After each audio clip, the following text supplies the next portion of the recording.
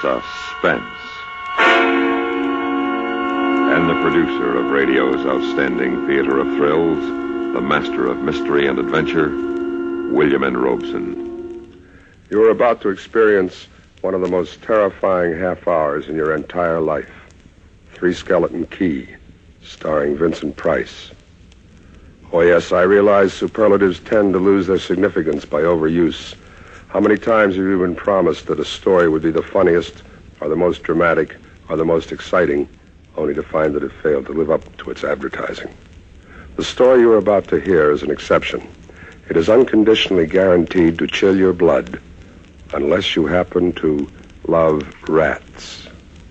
We begin now with Mr. Vincent Price in Three Skeleton Key, a play well calculated to keep you in suspense.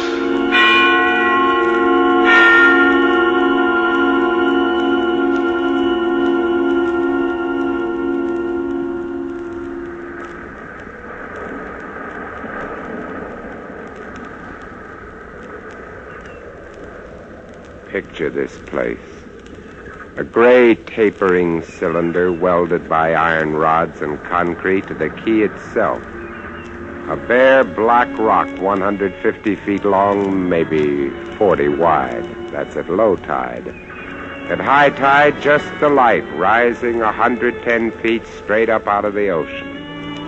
And all about it, the churning water, gray-green, scum-dappled, warm as soup.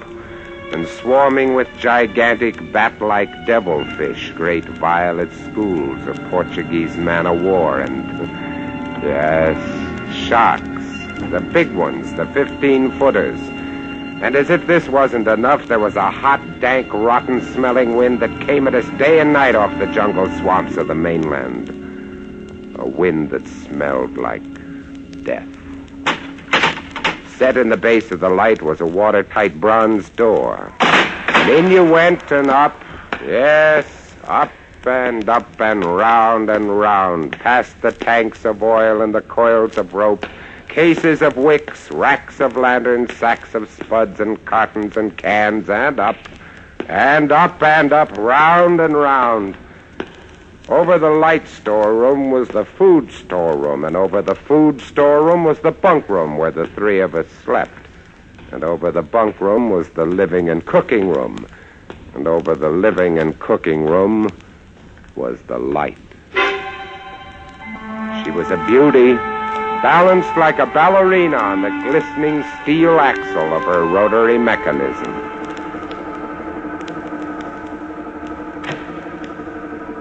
And at night you'd lie there on the stone deck of the gallery with her revolving smoothly and quietly over your head, easing her bright white eye 360 degrees around the horizon. You'd lie there watching to see that the feeders kept working, that everything ran right. And it wouldn't be bad. The other two fellows snoring in their sacks 2 levels down. You'd smoke your pipe to kill the stink of the wind. And it wouldn't be bad.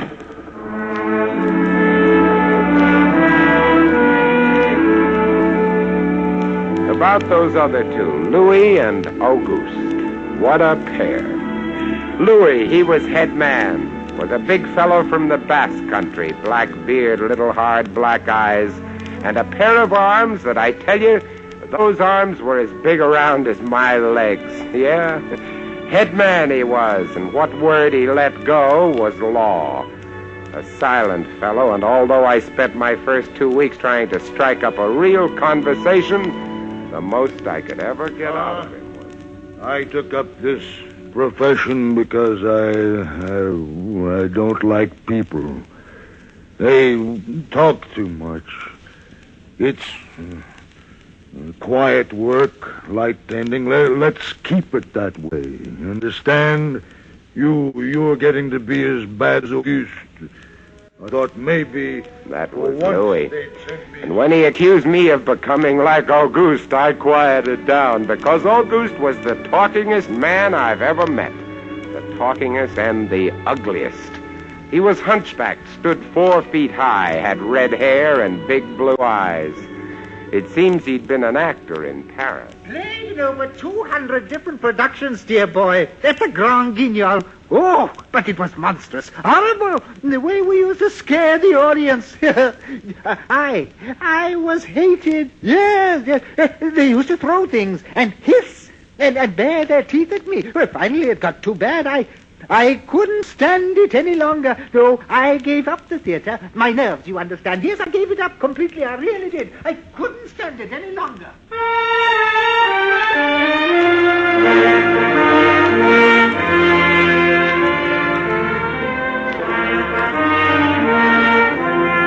It all started one morning at 2:30. I was on watch, lying on the cool stone deck, pulling on my pipe, staring out at the blackness, the phosphorescent combers, and the big yellow stars, when out of the corner of my eye, I noticed something show up for a second. Something the light had touched, far off. I waited for her to come around again, and when she did, there it was. A three-master, a big one, about a half-mile off, and coming down out of the nor-northwest, coming straight for us. You must understand, our light was where it was for a very good reason. Dangerous submerged reefs surrounded us, and ships kept clear, but this one, this sailing vessel, was coming straight on. I went over to the gallery door and yelled, "Louis! Louis! What? Ship headed for the reefs!" Coming right up. I had the glasses out now. Couldn't read her name, but I could see her quite plainly. All sails set, the foam creaming away under her bow, her beautiful lines. A Dutch ship, I guessed her. But why didn't she turn? Every time it passed, our light hit her with the glare of day. Ship? Where? Nor-northwest. The light will touch her in a moment. Can't they see? Look at her. She just keeps coming on. The square heads. What is it? What is it? Watch nor-northwest. I know what it is. What? The Dutchman, the Flying Dutchman. She's derelict.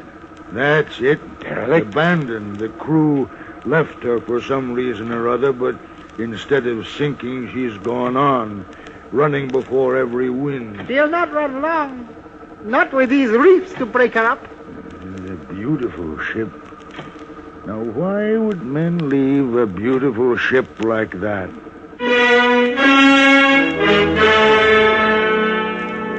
We watched her the rest of those black hours, heeling and rocking, pushed and pulled by every stray wind, every freak current.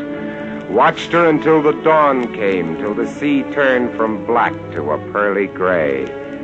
And on she came again, heading for us. We all had our glasses trained on her now. Auguste, you can kill the light. Right, Chief. She doesn't look so good by daylight. Do you think she'll ground this time? I say, do you think she'll ground this time? This is impossible. Absolutely impossible. Why? Here, take my glasses. They're stronger than yours. All right. What is it? I had to focus, and then my breath froze in my throat. The decks were swarming with a dark brown carpet that looked like a gigantic fungus, but undulating. And on the masts and yards, the guys and all, were hundreds, no, thousands, no, I don't know, an inestimable number of tremendous rats.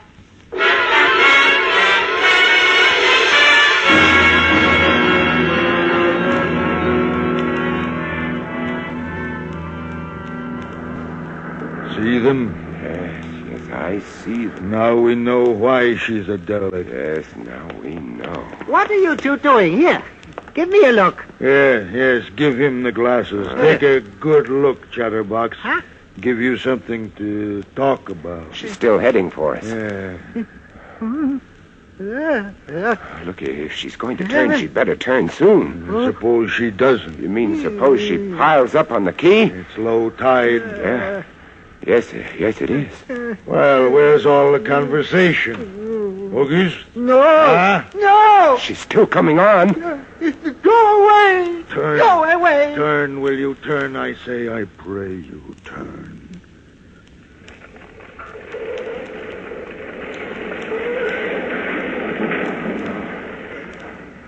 Cracked up. Rats! Look! On the water, like a carpet. Swimming. Sure, they're swimming. Those are ship rats. They're swimming for the rocks. The door below, it's open. Yes, come on. Down we went, racing down the stone stairs, taking them 3 and 4 at a time. Scared. You can bet we were scared. August, you get the windows. Maybe they can climb.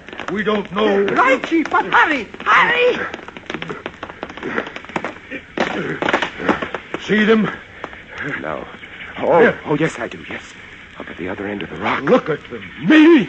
They smell us. Here they come. Close the door. I can't! It's stuck! Oh, here, let me.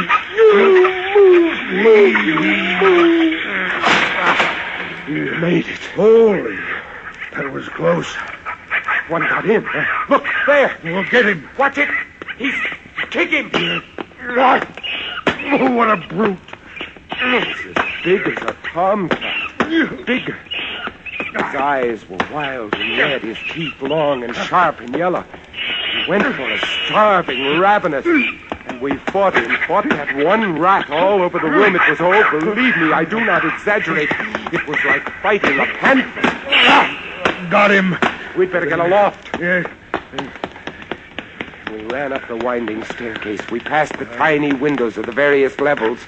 And at every one was a thick, wriggling, screaming curtain of brown fur. I was ahead of Louis, and I dreaded each successive level. Suppose they had found a way in. Look at them. Oh, will you look at them? It's a nightmare. Will you look at them? The air of the gallery was thick and fetid with the stink of them. The light was dim brown, filtered through the crawling mass that swarmed over the glass all about us. We could not see the sky. Nothing but them. Their red eyes, their claws, their wriggling, hairy snouts, and their teeth. The rats, they screamed and howled and threw themselves against the glass. They were starving, and we stood quietly, very, very quietly, in the center of the glass room, under our beautiful light. And we waited. What can we do? What can we do, Chief? Take it easy, Auguste. No, Take it easy. It won't do any good. It won't do any good to stand here and shake. That's right. Go away! Go away! Do you hear me? Go away this instant! They won't go away. Not until... Finish it, Chief. Not until what? Not until they've been fed.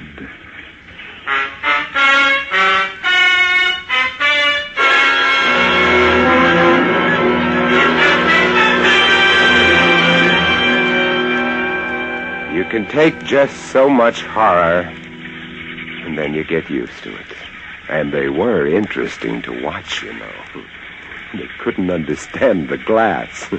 They could see us and they could rush at us, but that thin, invisible barrier held them off, stopped them.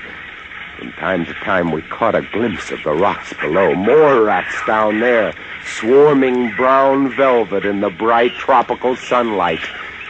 And then the tide began to rise. If only it had drowned some of them. Shipwracks don't drown. You can't drown one of them. Look, they're all climbing up the tower. Yeah, this bunch around us is getting thicker. Say, what's the time, huh? 6:15. You've got first watch. Yes, Wake that's me right. at 10. I will. Come along, Auguste. It was getting dark. One side of the room was lit a soft, filtered red. Sunset through the rats. Oh, very pretty. I set the wicks, checked my fuel, and then lit the lamp. It caught them, lit them in their gigantic wriggling web of pale, hairless bellies, twitching red tails, bright eyes. And then I started the rotary motor.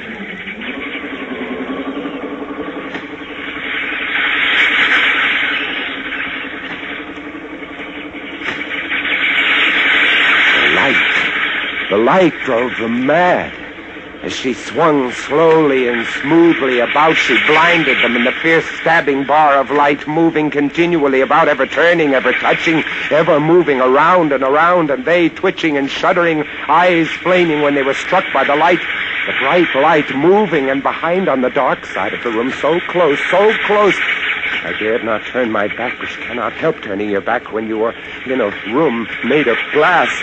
On the dark side of the room, you could not see them, but only their eyes, thousands of points of blank red light, blinking and twinkling like the stars of hell.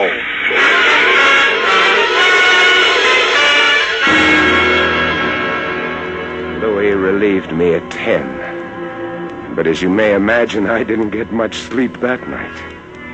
And when I came up into the gallery early the next morning, there stood Auguste. He was bowing to the rats, waving his arms, and so help me, making a speech. My dear audience, I am going to play once again that magnificent role which made me the toast of the Paris theater. Prelate, the evil genius of the medieval underworld. I am he who did guide the dark soul of the Marechal into the nether paths. Do not be frightened, little children. I will not hurt you much. He kept turning. I stood staring at him, horror-struck, but he didn't notice me. The man had gone mad. He kept turning, telling his stories to all the rats, leaving not one out. Auguste! Auguste! Another one, a latecomer. Take a seat on the aisle, dear Fatso. Stop it! Stop it! He didn't stop. He went on, bowing and scraping to the rats, his big blue eyes rolling and winking, his wild red hair waving about him. I grabbed him by the arm and slapped his face. He looked at me like a child, and then his face screwed up. He looked as though he were about to cry. Go below, Auguste. Go on. Oh, very well, then. Later, my dear audience. Later.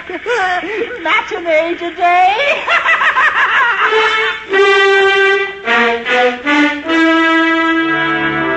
Sure, he was crazy. But I guess we all were. A few hours later, he came back up and caught Louis and me teasing the rats. Yes, sounds horrible. It was fun.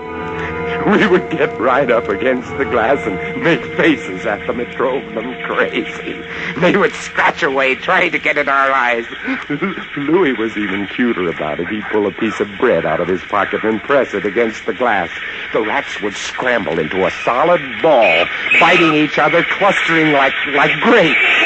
From time to time, a whole knot of them would slip and fall 110 feet to the surf below. Look at the sharks. They're eating them. Those sharks are our friends. Here, I'll get another bunch together. Here, my beauty. That's it. Pile up. Kill each other. There they go. Auguste joined in too. Oh, very ingenious Auguste. He learned that if he spread-eagled himself against the glass, they'd bunch and bundle against his figure. Then he'd leap back. Look! My portrait in rats!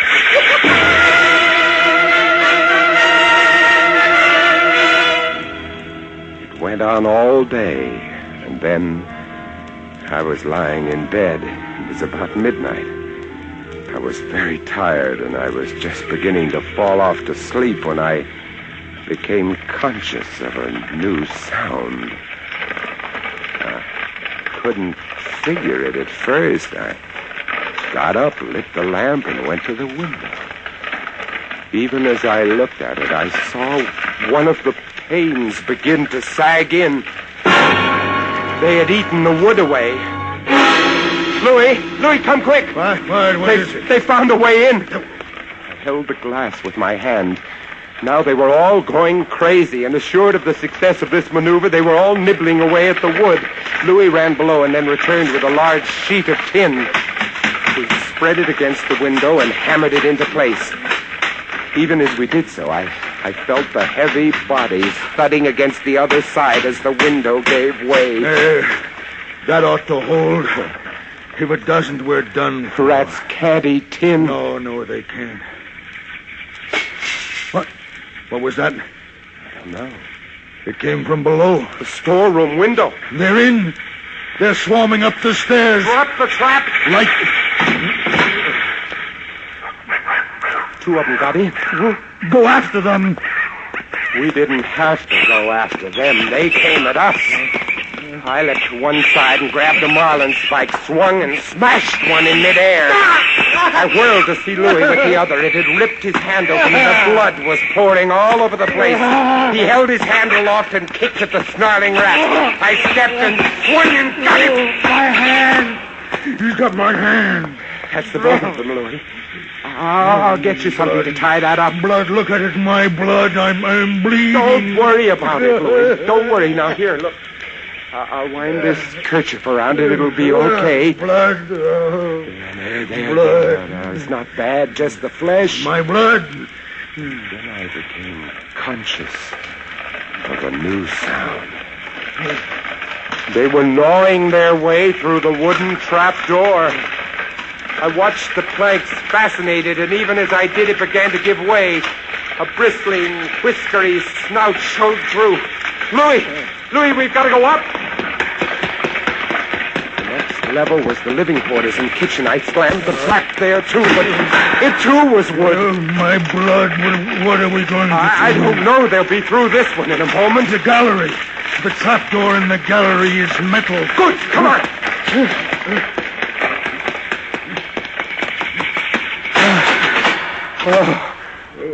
We made it.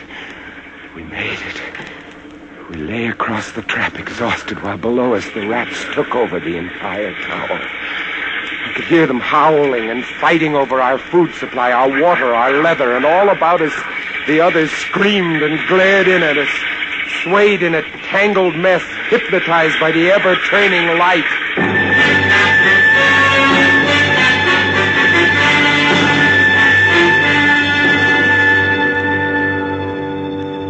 By morning, the air in the little room was horrible. To now, we'd been getting air from the tower below. Now that was sealed off. And so was all our food and water.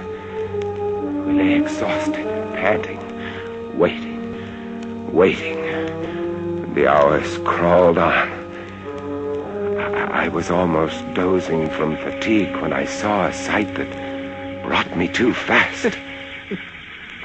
Would you like to come in, my beauties? Yes, will you? I hold the powers of life and death, and I can let you in, you know. Auguste was standing by the glass, and in one hand he held a big wrench. He was tapping the glass gently, not quite hard enough to break it. I eased myself to my feet and slowly, very slowly, I tiptoed toward him. All I have to do is tap just a little harder and...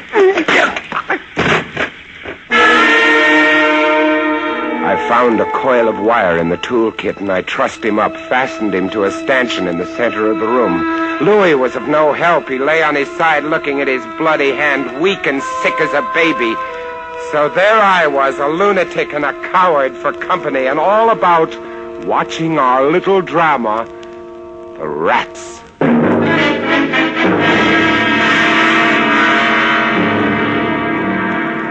The day dragged by. The supply boat wasn't due for another 12 days. I don't know what they could have done if they had come. And we had only one way of summoning them. That was to shoot off distress rockets, but the rockets were 4 floors below. And even if they'd been right there in the gallery, I couldn't have opened a window to fire them. That night I tended the light, but its flame was devouring our oxygen. The following day we lay, thirst-tormented, starving, waiting. The following night I again tended the light, but the small supply of spare wicking we kept in the gallery had become exhausted, and quite suddenly, at about midnight, the light went out. There was nothing I could do. Wicks were stored 3 levels below. Nothing I could do, nothing. From time to time, I'd strike a match to see the clock. And when I did, it lit up the million red eyes about us, all about us, watching, waiting. Below it had grown quiet. They'd cleaned us out, and now they, too, were waiting. All waiting. And then the rats, quite suddenly, were silent. And then I heard it.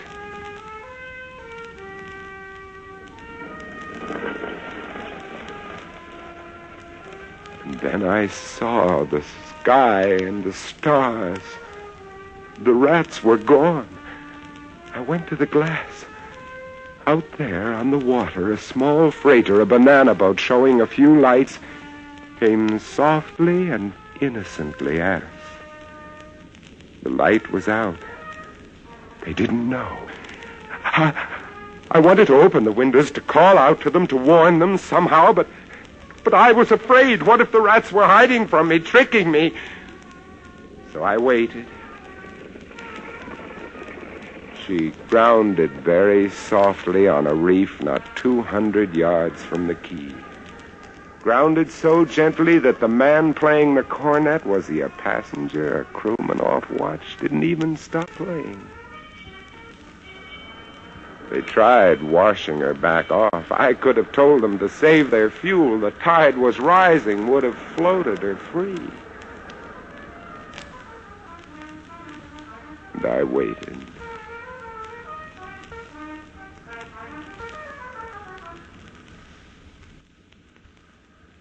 Well, that's all. That's the story.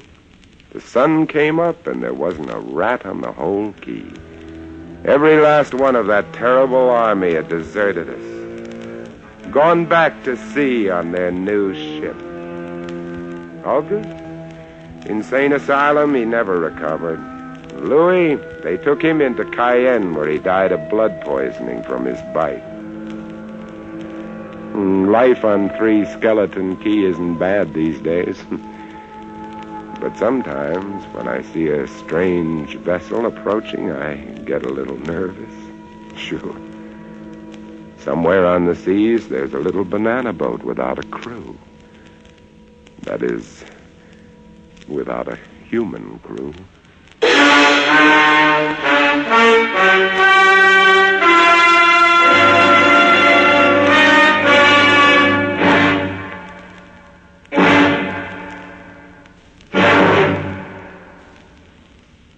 Suspense,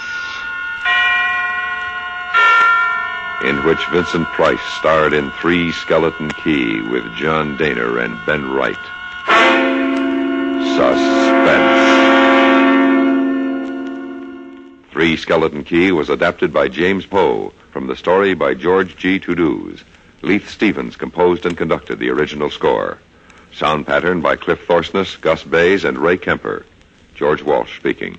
Suspense is presented by the United States Armed Forces Radio and Television Service.